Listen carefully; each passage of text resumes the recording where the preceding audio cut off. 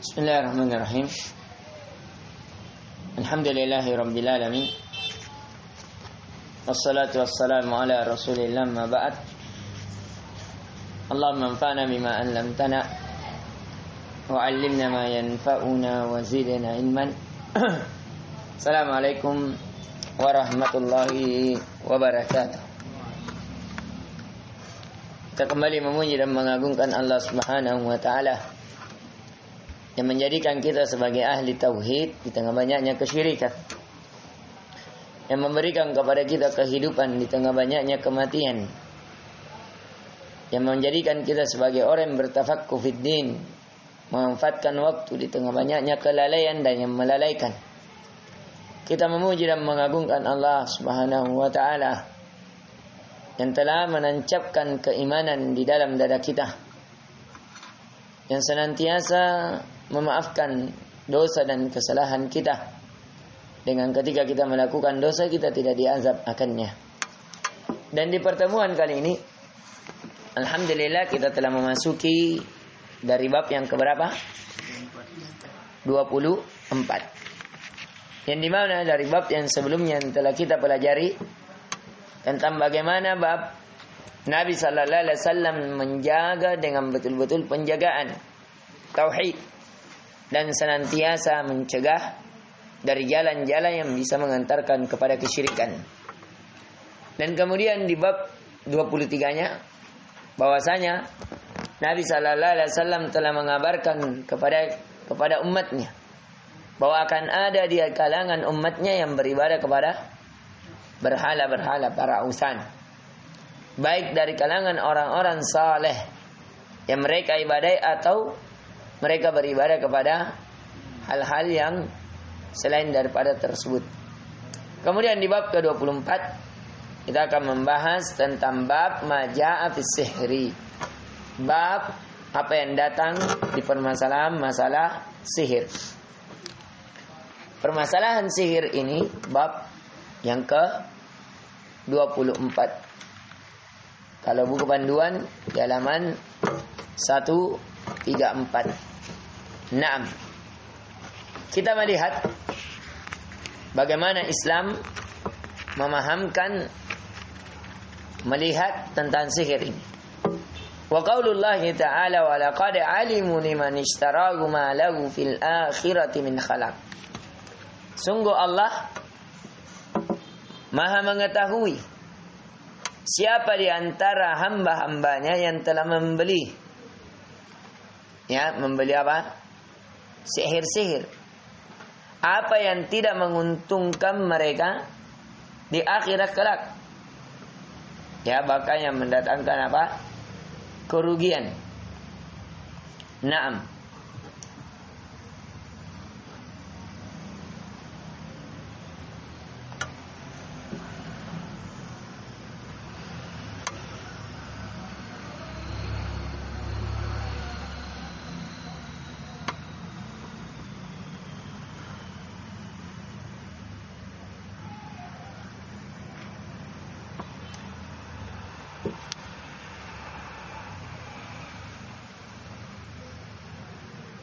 Kemudian wa qauluhu yu'minuna bil jibati wat tagut.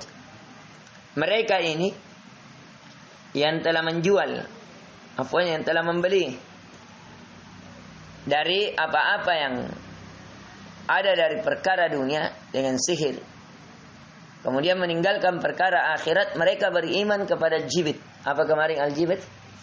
Sihir-sihir. Wat tagut. Tagut apa kemarin? Syaitan. Ya. Jadi mereka telah membeli ya dari hal-hal tersebut, menjual akhirat mereka. Mereka bekerja sama dengan para tukang sihir. Mereka bekerja sama dengan para syaitan. Wa qala Jabir, at-tawagid kuhan. Tagut adalah para dukung. Kana yanzilu alaihim syaitan fi kulli hayyin wahidun. Yang dimana para syaitan turun di setiap ya seorang yang bernyawa.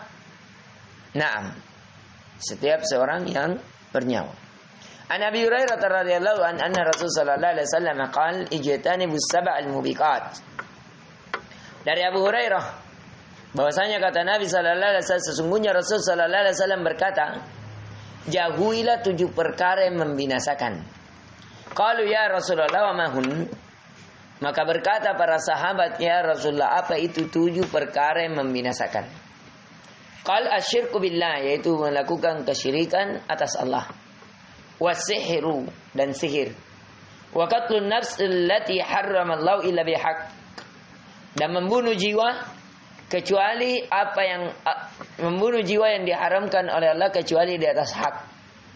Di atas hak maksudnya kalau dia murtad dia dibunuh, itu hak, boleh. Kalau dia membunuh dia dibunuh, itu hak, itu boleh. Kalau dia sudah menikah kemudian berzina dia dirajam, dibunuh juga, itu juga hak. Intinya kalau dia dihukum secara hak itu dibolehkan. Jadi yang dilarang adalah membunuh jiwa tanpa hak. Wa aklur riba, makan riba. Ya, riba ini terbagi 2. Ada riba fadal, ada riba nasi'ah. Riba fadal yang jelas, yang banyak dipahami. Seseorang berutang 1 juta, kembali 1.200.000 misalnya, dengan jangka sebulan. 40.000 1 hari, 1 bulan sama dengan berapa? 1,2 juta. Padahal yang dia utang berapa? Cuma 1 juta. Itu namanya riba fadal, yaitu riba yang memiliki keutamaan. Ini jelas keharamannya, jelas banyak diketahui oleh kaum muslimin. Tapi ada jenis riba yang dilakukan oleh orang Yahudi. Mereka menyelimuti dengan sesuatu, ada jual beli, padahal hakikatnya riba. Sebagaimana kalau orang membeli rumah sekarang melalui jalur bank. Bank yang belikan rumah, bank tidak ingin beli rumah, tapi hanya hila, hanya tipu daya. Ya, dia utang di bank, beli rumah, kemudian dengan dia cicil. Bank tidak mau beli rumah. Hakikat yang diinginkan bank adalah meminjamkan uang. Cuma ada yang ditutupi dengan cara mengadakan rumah sehingga apa? Seperti jual beli, padahal ini bukan jual beli. Ya, itulah perkataan orang Yahudi. Innamal bai'u mithlur riba wa ahallallahu al-bai'a wa harrama riba. Sesungguhnya ini sama saja jual beli. Ya. Apa kata Allah? Ya, tidak sama. Sesungguhnya Allah menghalalkan jual beli dan mengharamkan apa? Riba. Nah. Kemudian di antara yang membinasakan adalah wa'aklu malil yatim, memakan harta anak yatim. Wattiwalli yaumas sahab, kemudian lari dari medan pertempuran. Wa qadful muhsanat al-ghafilat al-mu'minat, kemudian menuduh wanita yang menjaga kehormatannya, ya, berzina. Jadi ada berapa tadi yang membinasakan? 1, melakukan kesyirikan. 2, sihir. 3, membunuh jiwa tanpa hak. 4, riba, makan riba. Ya, maksudnya tanpa hak tadi, membunuh jiwa tanpa hak, maksudnya tanpa ada alasan syar'i. Alasan syar'i yang dibolehkan dibunuh tadi ada berapa? 3. 1, murtad. 2, berzina setelah menikah. 3, membunuh dengan dia dibunuh. Ya, an-nafsu bin nafsin wal ainu bil aini wal unthu bil unthi. Itu di ayatnya. Wasinnu bis sinni dan seterusnya. Nah, kemudian apa lagi? Makan harta anak yatim. Kecuali kalau dia miskin. Dia makan sesuai kadar kebutuhannya dibolehkan. Ya. Akan tetapi kalau dia menjaga diri, ya, maka itu jauh lebih utama. Misalnya kita punya rumah anak yatim, kita yang kelola, kita juga miskin, boleh dimakan sesuai kadar kebutuhan. Nah, kemudian lari dari medan pertempuran, meninggalkan kaum muslimin, membinasakan mereka. Kalau lari saja dari medan pertempuran ini diantara dosa besar, bagaimana lagi kalau menjatuhkan kaum muslimin di atas kebinasaan? Ini penyelisihan terhadap ikhwanul muslimin. Yang mereka biasa menghalalkan kaum muslimin, darah kaum muslimin, mengorbankannya. Ya. Inilah pemikiran-pemikiran apa? Ya, bom bunuh diri. Dengan alasan itu tadi.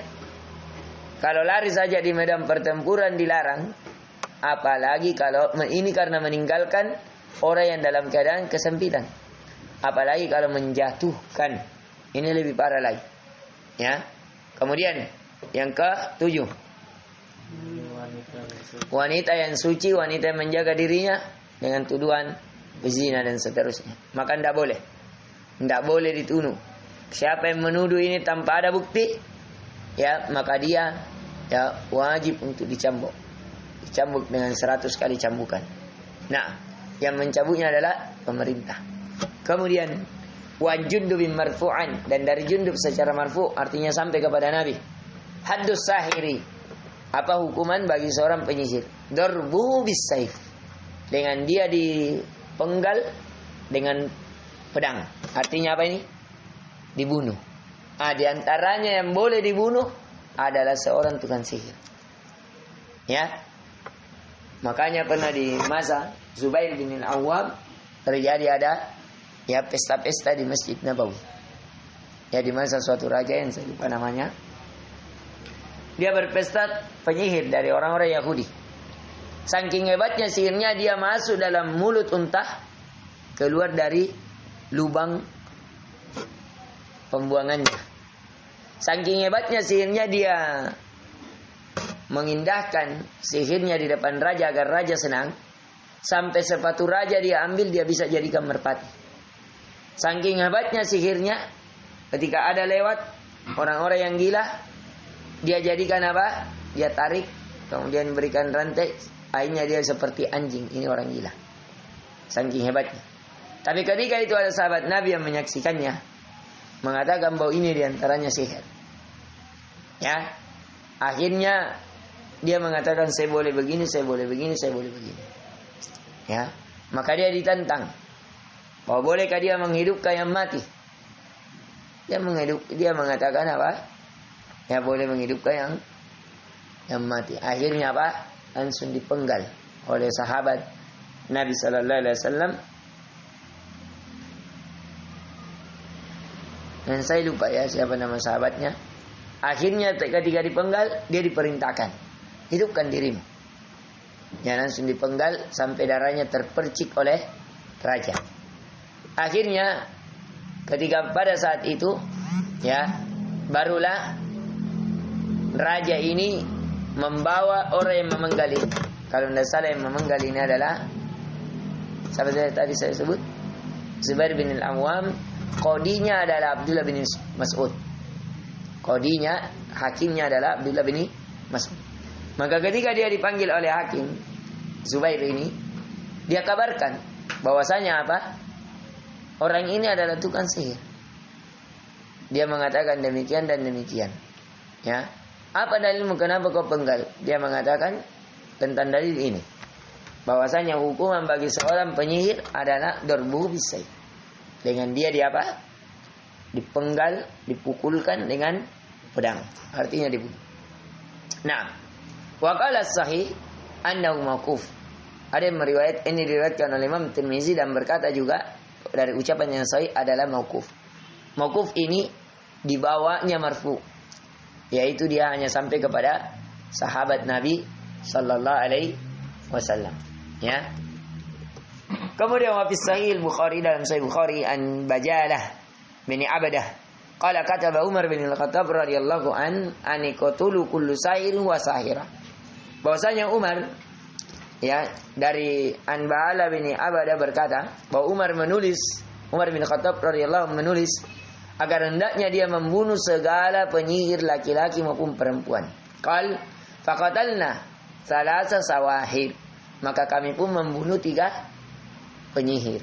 Ya, sampai sekarang di Saudi Arabia kalau ada penyihir begini itu apa? Ya, dipenggal. Kalau di Madinah itu ada namanya Masjid Qisas. Masjid yang berwarna putih, disitulah dikisas pada hari Jumat. Ya, siapa-siapa yang bersalah, kalau ada penyihir dipenggal. Kalau ada yang membunuh, dibunuh. Kalau ada yang mencuri lebih dari 1/4 dinar atau 1 gram lebih, maka dia dipotong tangannya sampai pergelangan. Kalau mencuri lagi sampai siku, dan seterusnya dan seterusnya. Nah, ini masih ada hingga hari ini. Kalau dia berzina sebelum menikah, dicambuk. Kalau dia sudah menikah, dirajam, dilempari batu dengan batu yang tidak terlalu besar, tidak terlalu kecil, sampai dia meninggal. Ditanam yang hanya kelihatan hanya kepalanya. Wasaha an Hafsah, dan telah sahih dari Hafsah radhiyallahu anha, annaha amarat biqatli jariyah laha saharatha faqutilat. Bahwasanya dari Hafsah, bahwa sesungguhnya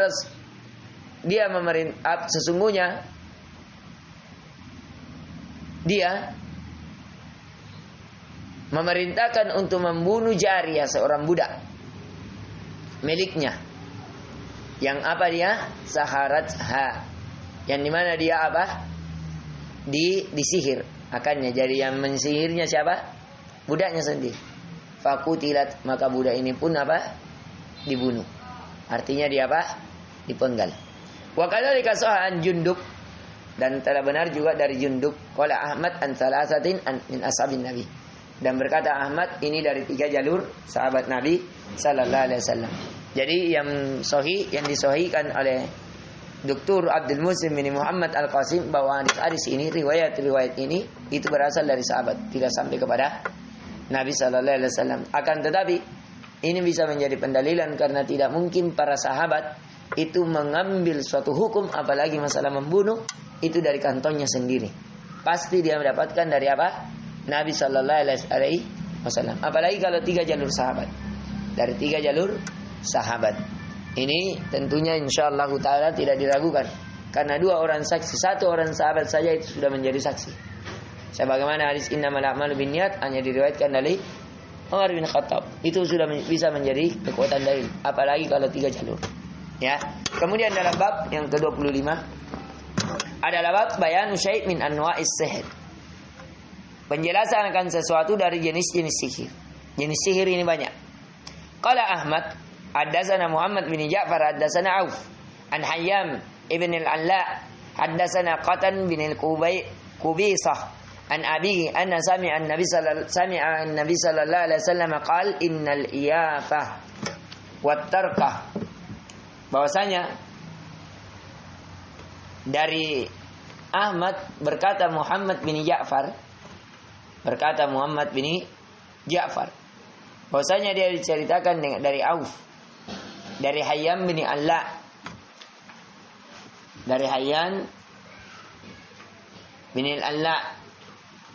yang dimana dia diceritakan kepadanya dari Qatan bin Qubisah, dari bapaknya, bahwa dia mendengar Nabi sallallahu alaihi wasallam bahwa sesungguhnya al-iyafah,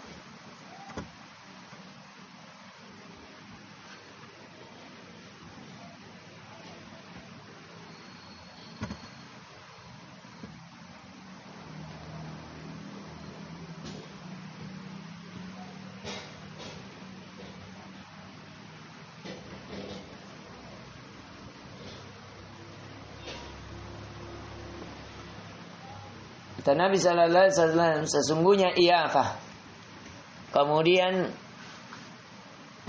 turuk wat tayarah minal jibit.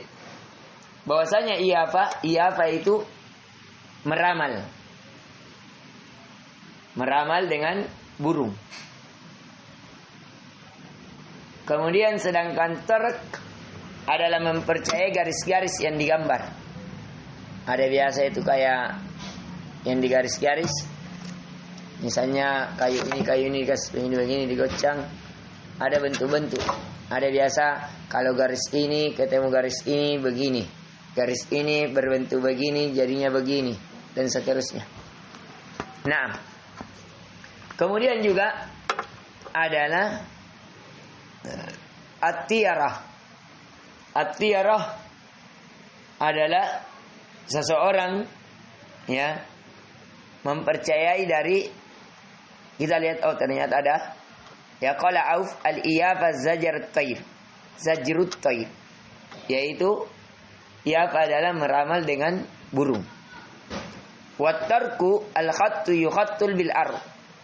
Sedangkan at-tarku adalah garisan yang digaris di bumi. Digaris-garis. Ya, ini ketemu ini jadinya begini dan begini. Wal jibat qala al-Hasan innahu syaitan. Sedangkan jibat adalah asy-syaitan dengan sanad yang baik. Wali Abi Daud wa Nasai wa Ibnu Hibban fi Sahih al-Musnad min. Tapi ketika kita teliti ini kita takhrij, ternyata hadis ini hanya dikeluarkan oleh Imam Ahmad. Wallahu taala alam apakah ada dalam riwayat lain, tapi yang kita periksa ini buku hadis yang kita miliki dari aplikasi. Ini tidak terbaca ya. Yang terbaca hanyalah di riwayat dari yang diriwayatkan oleh Imam Ahmad dalam musnadnya.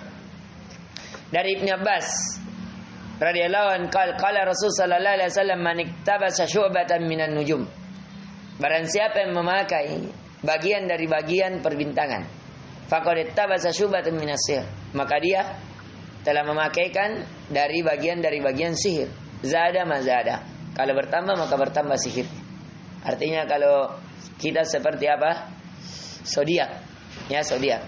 Kalau bintang ini ketemu bintang ini bagus rezekinya, bisa menjadi kaya, menjadi sukses dan selainnya. Rawahu Abu Daud dengan sanad yang sahih. Walin Nasai min hadis Abi Hurairah radhiyallahu an man aqada 'uqdatan thumma nafatha fiha faqad sahar. Barang siapa membuat ikatan dari ikatan, kemudian dia meniup-niup padanya, maka dia sungguh telah melakukan sihir. Jadi ada berapa ini? Ada cara 3. 1 dengan meramal, dia ramal. Oh, kalau ini begini. Yang kedua dengan cara apa? Ya, dengan cara garis-garis. Kalau tadi dengan cara kalau begini ini burungnya ini, kalau datang burung gagak misalnya menunjukkan orang mati, kalau datang kupu-kupu menunjukkan ada mau tamu, kalau datang cicak berarti ada begini, kalau begini ada begini. Itu semuanya tiar. Yang disebut juga Kemudian kalau dia garis-garis, kalau begini terjadi begini, kalau begini terjadi begini, harusnya begini baru begini. Maka itu apa tadi? At-turuk. Tapi kalau dia mengikat-ngikat, ini seperti sihir yang dikenakan oleh Nabi. Makanya turun 3 kul. Yang Nabi pernah disihir oleh orang Yahudiyah. Kemudian dia buat ikatan-ikatan, kemudian masukkan ke dalam sumur. Kemudian di sumur itulah dikeruk oleh Ali bin Abi Thalib, kemudian diambil itu dari apa yang disihirkan Nabi sallallahu alaihi wasallam, kemudian dihancurkan. Ya, dari setelah pemberitahuan malaikat Jibril alaihissalam, yang dimana Nabi sampai seperti orang amnesia. Ya, bayangkan Nabi sallallahu alaihi wasallam saja terkena sihir, tapi ingin memberikan pelajaran kepada kita bahwasanya segala sesuatu jikalau seorang hamba ingin ditimpa suatu musibah, kalau Allah menghendaki pasti terjadi. Baik Nabi yang diutus, Rasul yang telah dimuliakan, atau manusia biasa yang seperti kita. Kemudian berkata dari An-Nasai, barang siapa yang membuat suatu ikatan dari ikatan, kemudian dia meniupnya, maka dia telah melakukan sihir. Wa man sahara faqad asyraka. Dan barang siapa yang melakukan sihir pasti telah melakukan kesyirikan. Jadi sihir bagian dari kesyirikan. Wa man ta'allaqa syai'an ukila ilaihi. Barang siapa yang menggantungkan sesuatu, maka dia disandarkan kepadanya.